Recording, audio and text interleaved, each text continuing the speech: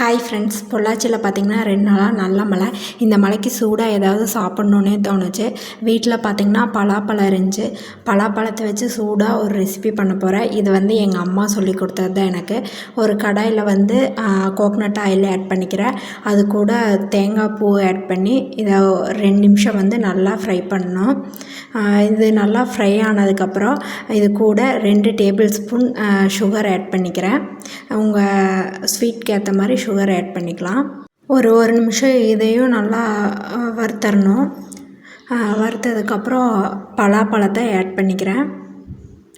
பலாப்பழத்தை add பண்ணோன்னே ஒரு 1 minute அதை ஃப்ரை பண்ணால் போதும். ஏன்னா ரொம்ப குழஞ்சி போயிடும். அதனால் 1 நிமிஷம் மட்டும் வதக்கிட்டு இறக்கலாம். இந்த ரெசிபி பார்த்திங்கன்னா எங்கள் அம்மா செய்வாங்க. நான் சாப்பிட்ருக்கேன். என்னென்ன போடணுன்னு தெரியும். ஆனால் இந்த ரெசிபி நேம் என்னென்னு எனக்கு தெரியாது.